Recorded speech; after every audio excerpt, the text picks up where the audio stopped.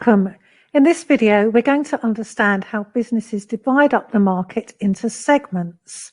So by the end of this video, you should be able to list and discuss the major ways, the most significant ways in which businesses segment both consumer and business markets. So what exactly is a market segment? Well, it's a group of consumers or businesses that share some common characteristic. So the first way of segmenting a market that we're going to look at is geographic segmentation, which I think speaks for itself. It's dividing up the market into different geographical areas. So that could be countries, it could be regions, it could be cities. Why is that important? Well, there's some research here that might help us understand the importance of this. This was some research that was done that looked into the different spending habits of people from different countries.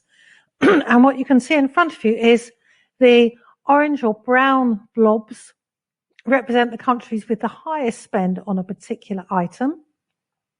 And the one that is outlined and has a number in it is the very highest.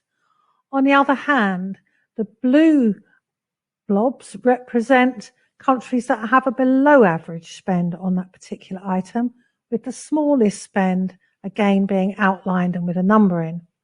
So in this first row, we can see that Japan is the country where people spend the most money on housing, fuel and utilities, and Russia is a country where people spend the least.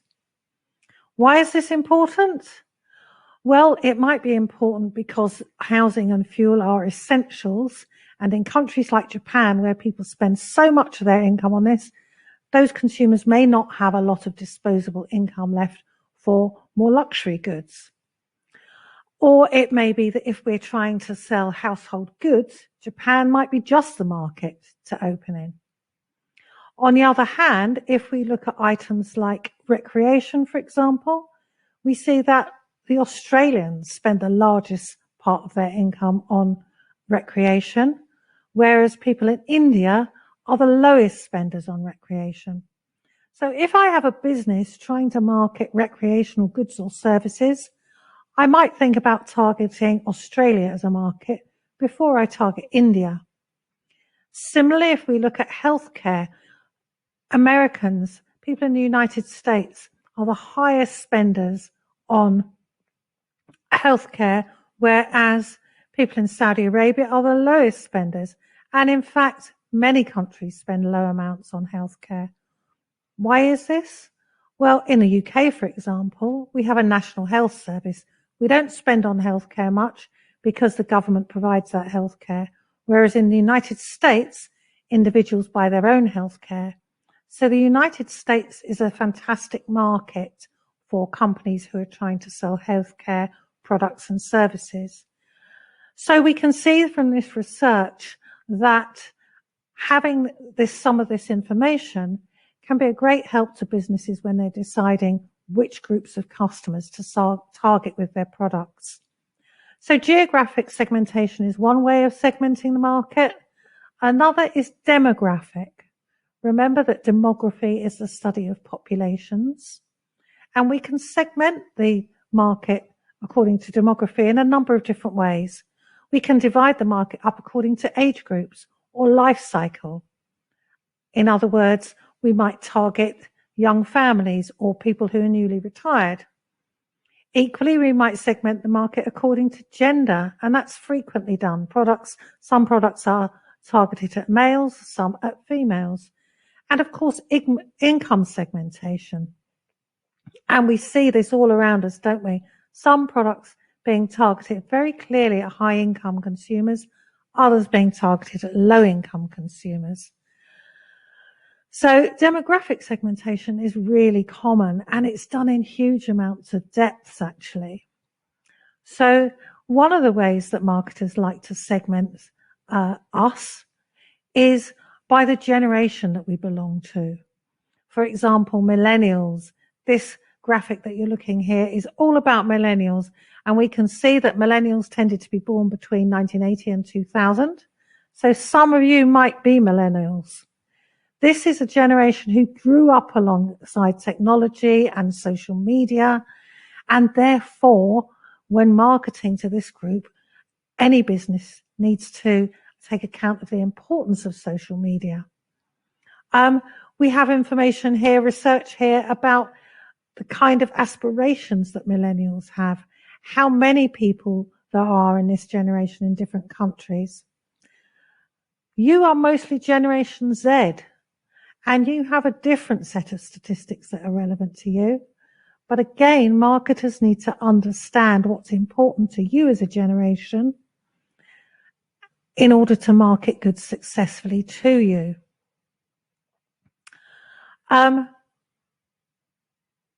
Let's have a look at some of this research that does exactly that. So this first graphic here shows the generational differences in media preferences. So the green bar is the youngest people up to age 25. Then we have 26 to 31-year-olds, and so on until we get to the oldest age group here, which are the 68 plus. So this poll was done amongst Americans, and these Americans were asked to rank the most important media services that they subscribe to. And we see here that when we're talking about pay TV, it's most popular amongst the older age groups. The younger you are, the less important pay TV is to you. On the other hand, it goes exactly the opposite direction when we're thinking about video streaming. This is a most important channel for young people, but barely important at all for the oldest people. And music streaming looks similar. Newspaper is a bit more mixed. But again, this is really important for marketers to understand the segment or the group of consumers that they're targeting. This one is about social media. You will hear people say, oh, social media is for young people, but actually it's much more nuanced than that. Different generations, different age groups favor different social media. So older people are more likely to use Facebook. And what this shows us, this is all about US teenagers ranking their favorite social media. So when this research was done, US teenagers were big fans of Snapchat. A lot of them liked Instagram. Not so many used Twitter, and Facebook was really beginning to lose favor. So any business targeting that market needs to really think about using the right social media. So we see that those demographic factors like age and generation can be really important when businesses are trying to communicate with a particular market segment. So we've looked at geographical segmentation and we've looked at demographic. This one is psychographic segmentation. And this is all about the way we think, really, and the way we behave. It's about our lifestyles and our personalities, because often we buy products and services to reflect our lifestyles and to reflect our personalities. There's an interesting video here which talks about different personality types. And this is an idea that's very heavily used by marketers. Listen to what they say and think about which of these personality type, if any, fits you. Let's take a closer look at the personality types we have just discovered. First of all, meet Charlie, the rational planner. The rational planner is a pretty rational guy. How did you guess? But that's not the whole story. Other things you might need to know about him are that he tends to be punctual, and when he makes decisions, they are usually wise and well considered. He feels comfortable when he has established a certain routine, and he plans for the near future rather than distant goals. Although he is positive and a hard worker, the rational planner is not driven by extreme success and excessive ambition. Neither is he an early adopter. Charlie loves working on his house and garden. Now, let's move on to the next personality type. Julie, our creative explorer. According to the results of our survey, Julie is naturally very friendly and sociable. She loves experimenting with new things and welcomes challenges and new projects. The creative explorers need to make decisions that sometimes seem risky and love swimming against the current. They attach great importance to succeeding in what they set out to do, and success is an important aspect of their lives. Clearly, they are very creative and do all they can to find elegant solutions. Creative explorers love new products and readily adopt new ways of using these products. They love art and vintage objects. The third personality in our survey is Nick, the happy hedonist. He is not the type to worry about life, preferring simply to enjoy life and take things as they come. The happy hedonist is not known for his legendary punctuality or his abundance of empathy towards his peers. What he does like is to take advantage of moments of pure pleasure and immediate gratification. The happy hedonist keeps his goals in sight and does what he can to achieve them. He is not an early adopter, preferring to wait for a product or technology to prove its worth before giving in to a trend. In terms of entertainment, he gravitates towards films and other audio-visual media. Emma, the quiet follower, is naturally very emotional and anxious. She prefers to stay in the background and feels safer in situations she understands and masters. She is good at projecting herself into the near future and sets herself goals. As a general rule, she makes wise decisions that follow major trends. The quiet follower thrives within a reassuring daily routine. She takes care of her image and her social status. Although a certain degree of success is important to her, she is not bursting with ambition or desperate for success. She is not an early adopter and prefers a product or technology to have proved its value before she gives in to a trend. The quiet follower is interested in health and personal care as well as shiny accessories. She loves jewellery and watches. Meet Max, a rational, sociable and empathetic person. The rational explorer loves new experiences and is able to manage stress and pressure. This is an effective person who keeps his goals in sight and goes all out to achieve them. He doesn't really worry about what other people think of him, except where this serves his own ends. He loves success and is highly ambitious. Rational explorers love new products and readily adopt new ways of living derived from them. Inviting them to dinner at a gourmet restaurant is one of the best ways to make friends with them. Okay, so what we see here is a number of different personality types. And you may think that there are lots of generalizations and yes, you would be right. But we can maybe recognize ourselves in some of those characters. And certainly for marketers, it helps marketers to be able to put people into these kind of categories to target their products and services better at specific groups. So that was about personality types, but we can also segment according to the way people behave and to occasions. And we see this all the time, don't we?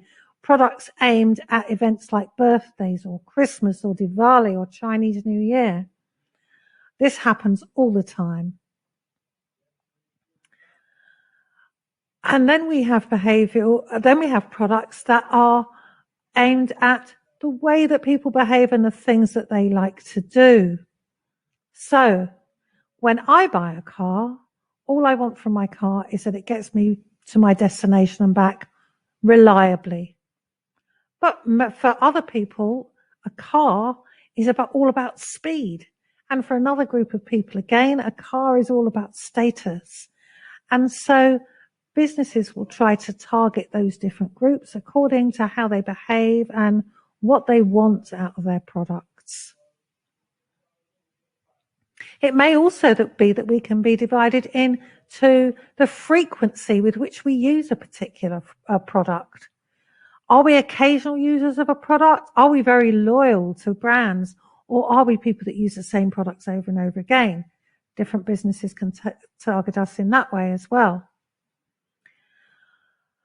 But what we find actually is that most businesses use more than one segmentation base at a time, because that helps them to target and identify smaller and better defined groups. And it enables a business to reach those customers more efficiently because it can target its offer even better tailor its offer even more closely. So on this little graphic here, we've got information about millennials. That's one type of demographic segmentation, but they're also broken down by geography. And this research was all about what young people, what millennials wanted to spend their money on in different countries, and we see how it varies. But it's useful to be able to segment by more than one base to get that more detailed, much more tailored understanding of the market. So it's not just consumers that we can divide up into segments. We can also divide businesses up into segments. And we can do this in some of the same ways, by geography, for example. We can do it by demographic, in other words, the type of business or the size of the business. We can divide business up perhaps according to the way they operate. Do they use a lot of technology, for example? Or we can segment the market according to the kind of supplies that they like to purchase and how they like to do that purchasing.